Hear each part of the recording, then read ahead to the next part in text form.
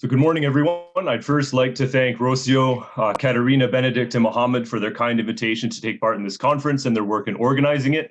And I'd like to also thank everyone for attending, for the interesting papers and discussion we had yesterday, and of course, for those that are yet to come. Recent research in southern Transjordan and the Arabah has substantially expanded our archaeological knowledge of Iron Age Edom, identifying both an early phase featuring a largely mobile population involved in the copper industry in the lowlands, and a later phase less associated with this copper industry, but marked by sedentary activity in the highlands. Further research is necessary to better articulate these shifts in sedentarism, economics, and social organization, which Piotr Bienkowski and Neil Smith began to address in part yesterday. My focus, however, is on the second late Iron Age phase. Here also additional research is necessary to identify the mechanisms by which patterns of socio-political organization and hierarchy were created, forming what we may call the Kingdom of Edom. To this end, what I aim to address in this presentation are potential ways in which power was created, distributed, and maintained in late Iron Age Edom. Overall, it is my goal to highlight the control of trade networks as a means of creating wealth and prestige, and ultimately functioning as a foundation of late Iron Age Edom's political economy. Geographic and environmental liminalities restricted the ways in which Edom could functionally coalesce as a coherent hierarchical entity, with its elites adopting more flexible strategies by which to maintain and promote their position at the apex of Edomite society. In beginning such a discussion, I'd like to highlight some of the theoretical considerations that inform my approach to this question and the nature of political authority in Edom. First, it's necessary to avoid what John Agnew has termed the territorial trap. This trap consists of the uncritical assumptions that posit one, the state as a fixed unit of sovereign space, two, the assumption that there's a distinction between the domestic and the foreign, and lastly, three, that the state serves as a, quote, container of society. Moving toward more nuanced perspectives of political power and social dynamics, we can instead borrow from the influential work of Michael Mann, who outlines four major modes through which power in society can be attained and wielded. These consist of ideology, economics, politics, and the military, which individually or together would operate in multiple overlapping and intersecting socio-spatial networks. These considerations emphasize power is created and maintained, not assuming socio-political hierarchy as a fixed constant, but emphasizing its dynamism, malleability, and fundamentally its need for continual reification. Specifically, my interest here is on the ways in which economic and political power intersect in Edom. Lastly, specific contextual considerations are necessary in that Edom and all political entities are situated within distinct landscapes that offer their own contextually contingent opportunities and their own contextually contingent limitations. Within Edom, for example, as many of us can attest, considerations of topography, climate, and ecology are essential due to the variegated landscape of the region. Here we may consider Monica Smith's argument for the heuristic of a network to understand human activity in pre-modern states. This model views the landscape as a network of resource-rich nodes linked by corridors of access, and argues for human behavior as gravitating toward these nodes and concentrating activity there. Further, in a more abstract sense, we can understand political action within a state itself as a network, wherein centralized authority sits at the nexus of networks of power and the imagined political communities they articulate, as has been argued by Roderick Campbell. Network approaches to the consideration of human activity and investment in the landscape is especially pertinent within Edom, particularly when we take into account that the geographic position of highland Edom straddles difficult mountain ranges along its western edge and extremely arid regions to the east and south, limiting ease of access and movement through the region, as well as desirable locations for settlement. In looking more closely at Edom, then, the environmental and ecological reality of the region is of great significance. The settlement patterns of highland late Iron Age Edom largely center within the 200 millimeter rainfall isoget, indicating the potential to rely on rainfall for agricultural subsistence. The marginality of this zone, however, and the reality of inconsistent rainfall from year to year demonstrates the necessity of an increased reliance on pastoralism as a part of a greater multivariate subsistence regime. If, hypothetically, we were to consider the political economy of Edom as founded on taxation and/or redistribution of agriculture or agropastoral surplus, the environmental marginality of Edom stands out as a significant limiting factor.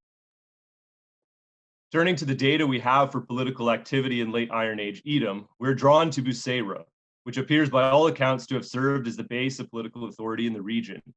Here we see monumental construction, namely large palatial and temple complexes identified in Area C and Area A on the Acropolis. As not only physical locations to house elite political and religious agents, these structures serve an important symbolic role, emblazoning the position of Busehra's elites within the landscape and providing a potent symbol as to where centralized power and legitimacy may be found. It is from this location, as Ben Porter has eloquently argued, that elite actors in Edom navigated their tenuous position between the segmented groups of Edom and the external imperial rulers to whom they owed allegiance and, of course, tribute. While the date for the origins of this monumental construction is not entirely clear, the material culture, architectural building techniques, and references to Edom in Assyrian texts all suggest a date in the 8th century, perhaps later in the 8th century BCE, for the presence of formalized authority in this particular location. And yet Busehra stands as something of an anomaly within the landscape. While we have evidence of some larger sites such as Tawilan and Kiryat Daba, as Neil Smith has argued, Edom does not appear to possess a four-tiered settlement hierarchy, characteristic of so-called states that we see in neighboring regions. Authority in Edom and at Busehra appears to have functioned a little bit differently. Further limiting the distribution of political authority in Edom are the phenomenon of the mountaintop sites. Nearly unassailable and requiring very little investment for defense, these sites line the mountainous region of the Western Plateau and appear to have served as defensible locales for local groups in times of stress. While certain artifacts, such as the ceiling from El Biara, indicate a degree of relation between such a mountaintop site at Busehra, and likewise the site of Selah has been argued to have had relations to Busehra, overall, we see very few direct links between a central authority and these sites based on our current data. Of course, Rocio de Riva's current and continued work at Selah is of great importance, and I look forward to the upcoming presentations by Katarina Schmidt, Piotr Biankowski, and Saad Twaisi on this topic. However, on the basis of our current data and combined with their easily defensible nature, these mountaintop sites would have served as a significant potential check on undue pressure from a centralized authority. The remaining question then is, how was political power constituted and extended in Edom, and how did the Busehran elite gain their wealth and prestige? The hypothesis that I'd like to further develop here today is the relation of Edom to the Arabian trade, and particularly the ability of specific actors in Edom to control trade routes in the direction of this trade. If such control were possible, it would offer opportunity to create a foundation of wealth through provisioning, guiding, providing safe passage, and especially fostering social and economic alliances with other wealthy agents associated with the trade. Likewise, the prestige afforded by the access to and participation in this trade is also of significance when we consider status and hierarchy among the elite actors of the region. Textual references within the Hebrew Bible and inscriptions from the Greater Near East identify the flourishing of this trade during the late Iron Age. Direct archaeological evidence for it is a little bit more difficult to attain, in large part due to the transitory nature of the trade and the mutability of many of its more lucrative and aromatic components. However, other proxy data may be used to identify the presence of this trade and the general trade movements. Here I highlight several proxy examples, including camel remains related to transportation, stone altars, some of which have had South Arabian frankincense residues identified on them, and of course, Arabian and Arabizing inscriptions. Together, they identify different aspects of this trade, and their distribution conforms to well-known routes of movement through the region. More explicit is an inscription from ancient Saba, where within a lengthier inscription is a reference to a trade caravan that journeyed from South Arabia, present-day Yemen, and notes a route that went through Dedan to Gaza, passing through the towns of Judah. While not mentioned by name, the route taken by this caravan would have passed directly through the region of Edom. This trade presented significant economic potential for the regions through which it traveled, provided there were agents who could exploit their geographic position. And this is what I argue the elite of Edom did through investment at strategic sites within this network. First, we may point to the site of Tel Khalifa. Located at the nexus of the Red Sea, Arava Valley, and Hisma Desert, Tel Khalifa's strategic importance does not lie in agriculture or natural resources, but rather in its geographic location and its ability to monitor, direct, and control movement through the region. Textual traditions of the Hebrew Bible and the material culture of the site indicate that during the late 8th century BCE, Tel Khalifa came to be controlled by Edom and was operated by an agent of its king. This association is established most clearly in the so-called Kausanal jars that bear the stamped statement, quote, belonging to Kausanal, servant of the king, end quote. Moreover, the vessel form itself bears close similarity to others excavated at Bushehr and Ghrareh, and based on its function was perhaps used to redistribute goods to a marginal region. To those ruling at Bushehr, controlling Tel Khalifa was of great strategic significance, as it served as a southern outpost or fort positioned to direct trade caravans into the highlands along the King's Highway, from where they would not only be safer than in the sparsely inhabited Arava, but from where Edom stood to profit more substantially through protection, supply, and other activities associated with caravan traffic. The lack of way stations or caravanserai in the Arava Valley between Tel Khalifa in the south and Ain Hatseva in the north during the late Iron Age rendered this a potentially very vulnerable region, a situation we may contrast with the numerous forts and way stations located here during the Nabatean period. The sparsely inhabited Arava offered little regarding provisions or protection, and caravans would have been especially vulnerable to raids by groups hidden in the surrounding wadi systems who possessed a greater vantage of the valley, evidence of which is well attested in recent history and may likewise be posited for antiquity. Rather, by redirecting the caravans through the highlands, there was opportunity to control this trade and benefit more substantially from it. While additional archaeological excavations necessary to test this hypothesis, I would posit that several sites stand out as likely locales from where trade could be facilitated, serving as way stations and monitoring points for caravans moving north to Bushehr. Namely, I'd like to highlight the sites of Ghrareh, Khirbet al-Muallaq, and Khirbet Ishra for several reasons. First, they are all small, fortified sites that contrast to the frequent unfortified nature of other farming villages in Edom. Second, they are all located on or adjacent to King's Highway at fairly regularized intervals, nearby springs of water, and at strategic vantage and or access points. Each of these sites serve as likely locales from which the stability of the trade route could be successfully monitored, directing caravans through the highlands toward Bushehr. Likewise, beyond Bushehr, the surveys of the LRAP team from UCSD identified site FBRS 12 as a caravanserai. Located at the bottom of the Naqab Dahal, this site was strategically located at another vulnerable point in this road, which then continued west towards Ain Hatseva and beyond. Building on the aforementioned ideas of power dynamics distributed through networks, we can begin to outline a context in which strategic investment within a network of sites could yield manifold benefits for the elite at Bushehr in terms of both wealth and prestige. If such an objective towards control over trade routes is a reality, however, then we ought to be able to identify more specific material culture evidence that could demonstrate both the functioning of this route and ways in which power and prestige were distributed through the landscape. I argue that one such example may be found in the distribution patterns of the iconic decorated wares of southern Transjordan.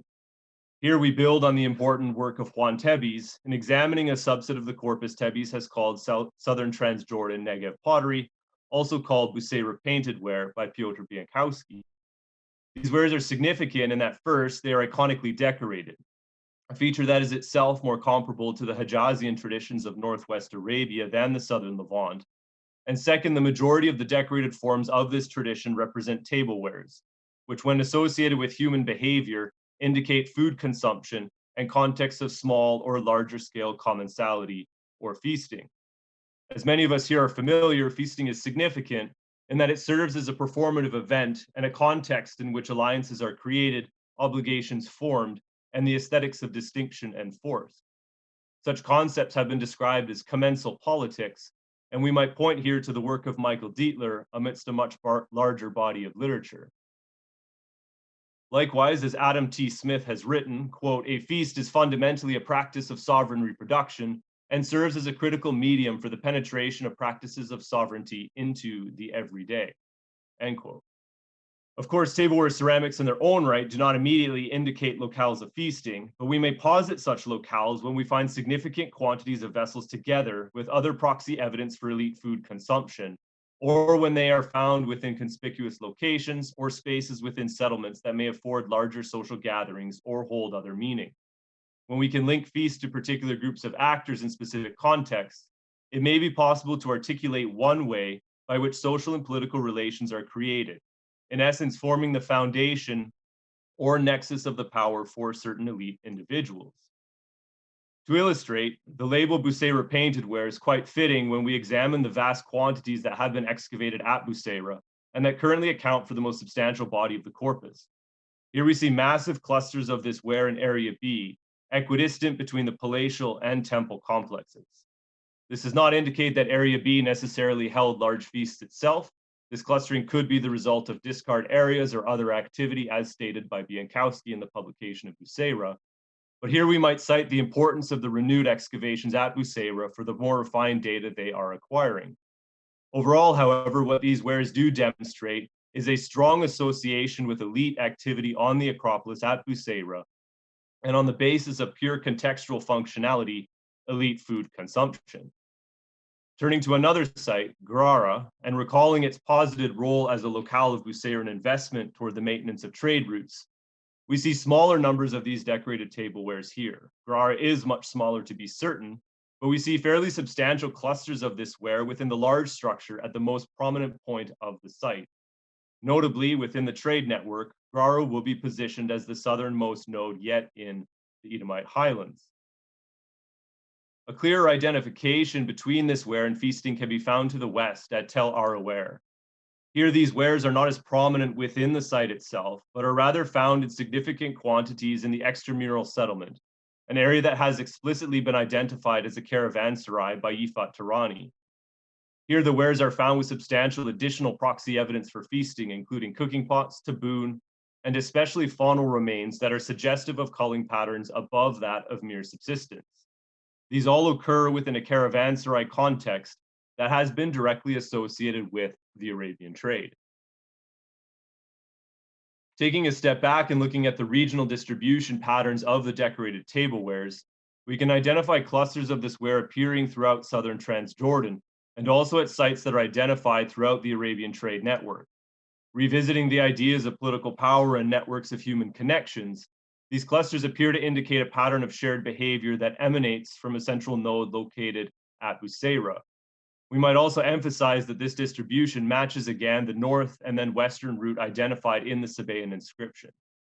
While there are certainly a number of potential interpretations for different aspects of this distribution, and of course each site would have its own story to tell, we can point to a number of interpretations, including down the line trade, emulation, or other adoptions, or to a degree human movements. I argue that in the context that I've specifically outlined here, they are best interpreted as the shared behaviors of small and larger scale group commensality within the context of trade activity passing through Edom. Of course, this is not to say that every individual exemplar of this ware indicates the context of a feast sponsored by elite agents at Buceira, nor does the presence of this ware at specific sites indicate ethnic Edomites, if such a term is appropriate in this context. And likewise, this distribution does not indicate that each vessel originated in Buceira. We know through INAA and petrography that these wares did not. But what they do indicate in specific context is the presence of large and small scale group commensality, which are locations of performativity, obligation creation, and especially the forging of relationships. Further, on the basis of the regionality of the iconic decorations, in contrast to their undecorated counterparts, we might also highlight their semiotic significance. Where to ancient participants or viewers, the decorations and symbols would hold meaning, and directly or indirectly indicate associations to other, perhaps more formal contexts of the use of this ware, creating a ripple effect and serving to a degree as a form of elite power or influence in a non-force and even indirect form. Thus, what we may be then witnessing in the distribution of this ware is not indicative only of the movement of objects, people, or trade, but the extension of symbols and their associated prestige that create and evoke the relationships that in effect create power within this landscape, a pattern that overlaps with the trade network of the region. In summary, then, what I've hoped to articulate and promote is further engagement with the behaviors and processes by which socio-political organization in Edom was created and how it was maintained. I argue through the heuristic of networks that in large part the political economy of Edom was concerned with the maintenance and flourishing of the Arabian trade. Moreover, certain material culture exemplars at these network sites, in particular decorated tablewares, provide compelling insight into how we might be able to investigate specific behaviors associated with elite activity in the context of this trade. Thank you.